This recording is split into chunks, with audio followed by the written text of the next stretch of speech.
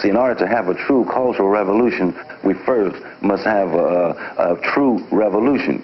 And the definition for revolution is a complete and radical change, the overthrow of one system and being replaced by another, only after we deal with the economic base, which would be to smash and destroy this capitalist society, because we start talking about a true cultural revolution.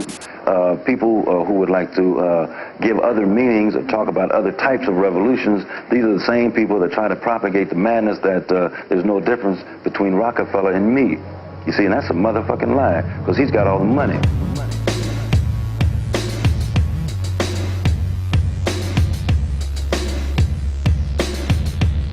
And it's a fact that we're perennial permanent adolescents. We don't want to grow up because we know what growing up in America means. Growing up in America means like you have to stand up when some fool with robes comes on and stands up. Everyone please rise. Growing up in America means that you got to support the war in Vietnam and you got to be a responsible citizen. See, we don't want to be responsible. We're irrational. We're irrational and crazy. And that's what this whole trial's about. That's what America destroys our dreams. And we're fighting to recover our dreams. And I have no program on what to do. I think it's wrong for someone to get up and say, tell us what to do. Because you know what to do. You know where you are. You know what's effective.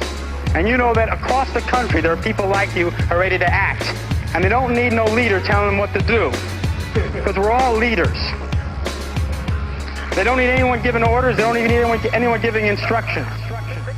They don't understand that after Chairman Bobby Seale to be me and you and everybody else, because when they even get to the stage of fascism, they've gotten to the stage where they're going to do anything that they think is necessary to force people that don't want to dig on the shit that they're whipping on the people. They're going to force them to dig it. And they wouldn't even be doing this if it hadn't got to the stage like it is now.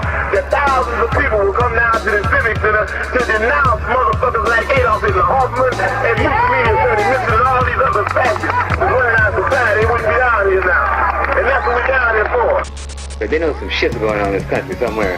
But a lot of people out there don't know where it's at. They think it's the black people doing it, you dig? That all those riots are causing my life to be miserable in all areas, you know. And they really haven't focused in on the fact that it's the pigs and their mentors, the people who control the pigs, the power structure, those bald-headed businessmen at the Chamber of Commerce, you see? All of us need to do all that we can to stop this rising tide of fascism. Because if we don't, we'll be in a situation similar to that situation that the Jewish people were in a few years ago.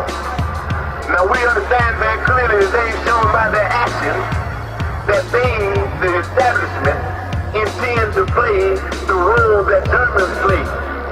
We have to show them by our actions that we do not intend to play the role that the Jews played.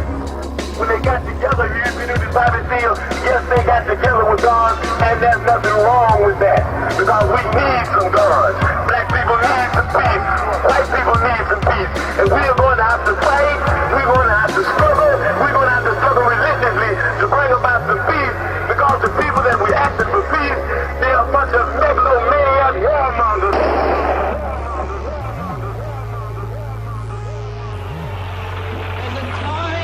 When the operation of the machine becomes so odious, makes you so sick at heart that you can't take part.